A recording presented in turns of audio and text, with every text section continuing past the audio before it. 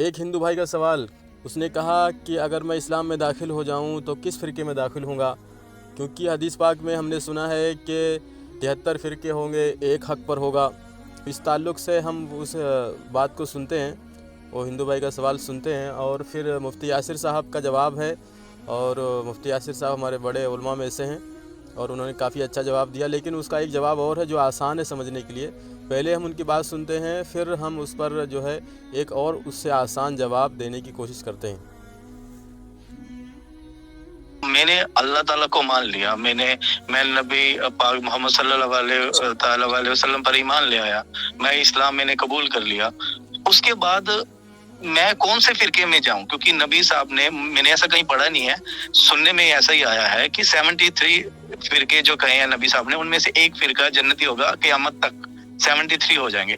اگر میں یہ سب کچھ کر لیتا ہوں تو میں پھر کون سے فرقے میں انٹر کروں کہ میں جنتی ہو جاؤں، اگر میں سارے رول فالو کرتا آ رہا ہوں نبی صاحب کے جو قرآن پاک میں انہوں نے بتایا، جو ان کی حدیثیں ہیں؟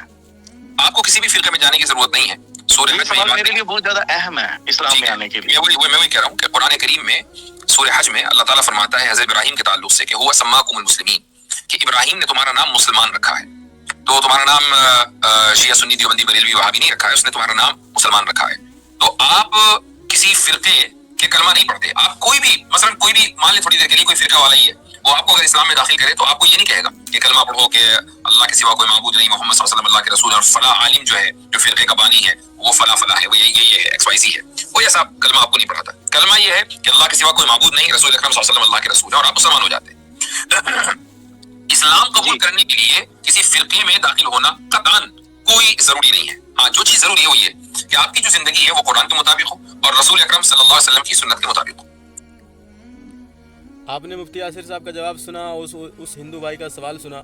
کافی مسلمانوں کے ذہنوں میں بھی یہ سوال ہوتے ہیں، لیکن صحیح جواب نہیں مل پانے کی وجہ سے کافی مسلمان بھی اس پر کنفیوز ہوتے ہیں کہ یہ کون سی بات ہے، ہم کیسے پہچانیں کہ کون سا فرقہ حق پر ہے؟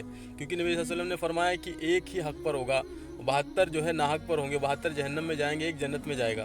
اب یہاں پر دو سوال ہیں، ایک یہ سوال ہے کہ کیا جو فرقہ جہنم میں جائے گا کیا وہ ہمیشہ رہے گا؟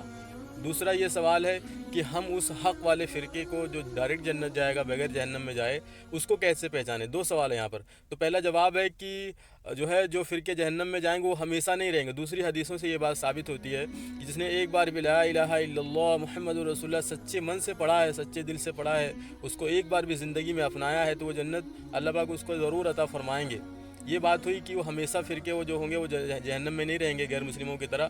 جو اسلام پر جس کا خاتمہ نہیں ہوگا، ایمان پر خاتمہ نہیں ہوگا، وہ ہمیشہ جہنم میں رہے گا۔ لیکن جو مسلمان کسی غلط فہمی سے ان فرقوں کا شکار ہو گئے، جہالت کی وجہ سے یا جو ہے بے دینی کی وجہ سے، کسی بھی وجہ سے جو ہے وہ جہالت کا شکار ہو گئے، تو ان کو انشاءاللہ جو ہے کلمے کی برکت سے ان کو انشاءاللہ جنت ضرور ملے گی۔ اب دوسرے سوال پر آتے ہیں کہ ہم عام انسان جو ہے وہ فرقہ کیسے پہچانے، حق والا جو فرقہ کیسے پہچانے؟ مفتی یاسر صاحب نے جو کہا کہ وہ قرآن و سنت اس کو قرآن و سنت کو فالو کرتا ہوگا، تو یہاں پر دیکھو یہ جو آپ صلی اللہ علیہ وسلم نے قرآن و سنت کا نام کیوں نہیں لیا؟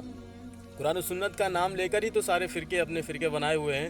اس میں وجہ کیا ہے، ہمیں کیسے پہچاننا ہے کہ جو ہے ہر فرقہ جو ہے قرآن اور حدیث سے دلیل دے رہا ہے، تو آپ صلی اللہ علیہ وسلم نے وہاں قرآن اور حدیث کا نام کیوں نہیں لیا؟ اس لیے نہیں لیا کیونکہ جو ایک کم سے کم عقل والا، کم سے کم علم والا بھی اس حق فرقے کو پہچان سکے، تو آپ صلی اللہ علیہ وسلم نے قرآن حدیث کا نام نہیں لیا۔ حدیث پاک کا مفہوم ہے، آپ صلی اللہ علیہ وسلم نے فرمایا، جب صحابہ سے آپ صلی اللہ علیہ وسلم نے فرمایا یہ حدیث کی جو ہے مسلم شریف میں غالباً یہ حدیث ہے، آپ نے فرمایا کہ میری امت میں 73 فرقے ہوں گے، ایک حق پر ہوگا۔ تو صحابہ نے سوال کیا تھا، یا رسول اللہ ہم اس کو کیسے پہچانیں گے؟ تو آپ صلی اللہ علیہ وسلم نے یہاں قرآن اور سنت اور حدیث کا نام نہیں لیا، فرمایا مفہوم حدیث کا کہ میرے اور تمہارے طریقے پر ہوگا، وہ طبقہ جو ہوگا وہ میرے اور تمہارے طریقے پر ہوگا۔ وہاں پر قرآن حدیث کا نام کیوں نہیں لیا؟ کہ جتنے فرقے ہیں سب قرآن حدیث کا نام لے رہے ہیں، لیکن وہ جو قرآن حدیث کا جو اصل مطلب ہے جو سنت کا، اس سے وہ فرقے ہٹے ہوں گے۔ تو آپ صلی اللہ علیہ وسلم نے سنت طریقہ بتایا کہ میرے اور تمہارے طریقے پر ہوگا، تو آسان ہے پہچاننے کے لیے، ایک جاہل سے جاہل بندہ اس بات کو پہچان سکتا ہے، سمجھ سکتا ہے کہ ہمارے نبی صلی اللہ علیہ وسلم کا کیا طریقہ تھا زندگی بتانے کا، اعمال کرنے کا، اور صحابہ کا کیا طریقہ تھا۔ تو طریقہ نظر آنے والی چیز کو کہتے ہیں جو آنکھوں سے دکھائی دے۔ تو صحابہ کے اور نبی صلی اللہ علیہ وسلم کے دو ہی طریقے ثابت ہیں قرآن و حدیث میں، کہ جو ہے کتابوں میں، کہ نبی صلی اللہ علیہ وسلم اور صحابہ اپنی ذات سے دین پر عمل کرتے تھے، یعنی عبادت کرتے تھے اور دعوت دیتے تھے۔ مقام پر بھی محنت کرتے تھے، مشورے، گشت، ملاقاتیں کرتے، تعلیم کرتے تھے، اور اللہ کے راستے میں اپنا جان مال وقت لے کر ایک امیر کی اطاعت میں نکلتے تھے جماعتیں بنا بنا کر۔ تو آج بھی وہ طبقہ موجود ہے جس کو اپنے حق پر ہونے کی فکر ہو، جس کو اپنے آخرت کی فکر ہو، وہ پہچانے۔ یا نام نہیں چلے گا کہ ہم دیوبندی ہیں، بریلی ہیں، اہل حدیث سے کیا ہیں، یہاں پر کوئی نام نہیں چلے گا، قبر میں قیامت میں کوئی نام کا سکہ نہیں چلے گا، عمل کا سکہ چلے گا، کہ جو آج جو حق پر وہ ہے، جو اپنا جان مال وقت لے کر اللہ کے راستے میں نکلتا ہے، تو وہ حق پر مانا جائے گا، اور مقام پر رہ کر دعوت اور عبادت کی محنت کرتا ہے، وہ طبقہ حق پر ہے۔ تو آج پوری دنیا میں الحمدللہ دعوت تبلیغ کے نام سے جو محنت ہے، یہ عین صحابہ اور نبی کے طریقے پر ہے، تو یہ طبقہ حدیث پاک سے حق ثابت ہوتا ہے۔ اس لیے جو ہمیں اپنی آخرت کی فکر کرنی چاہیے اور سوچنا سمجھنا چاہیے، اور کسی کو برا نہیں کہنا چاہیے، سمجھانا چاہیے، ہر ایک کو سمجھانا چاہیے، یہی ہمارا کام ہے۔ اور اللہ تبارک و تعالیٰ سے دعا ہے کہ اللہ تبارک و تعالیٰ سارے انسانوں کو ہدایت عطا فرمائے اور مسلمانوں کو صحیح سمجھ عطا فرمائے۔ جب تک ہم اللہ کے راستے میں نکل کر دین ایمان کو نہیں سیکھیں گے، ہمیں صحیح سمجھ میں بات نہیں آئے گی، اور بغیر محنت کے کوئی چیز حاصل نہیں ہوتی ہے۔ اس لیے ہم جان مال وقت لگائیں گے،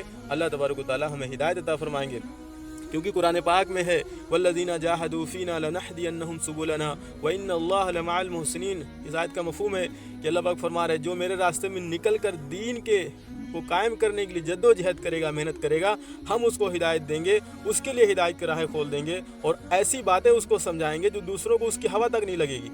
تو اللہ تبارک و تعالیٰ اس آیت میں دو باتوں کا جو وعدہ فرما رہے کہ ہدایت کا اور علم کا۔ تو آج جو دعوت کی محنت میں جان مال وقت کی قربانی دے رہے، اللہ تبارک و تعالیٰ ان کو قرآن اور سنت سے وہ باتیں سمجھا رہے تو دوسرے لوگ سمجھ نہیں پا رہے، اور اللہ پاک جو ہے آج کھلی آنکھوں سے دیکھا جا سکتا ہے کہ پوری دنیا میں انسان جو ہے دعوت کی محنت میں لگنے والوں کے اندر اعمال اور سنت نظر آتی ہے۔ یہ کھلا اللہ پاک کا وعدہ، اور کھلی اللہ پاک کے وعدے پر اللہ پاک اپنی باتوں کو پورا کر رہے ہیں۔ تو ہمیں سمجھ کر محنت کرنا ہے۔ اللہ تبارک و تعالیٰ سے دعا ہے کہ اللہ تبارک و تعالیٰ ہم سب کو دین کی محنت کے لیے قبول فرما لے۔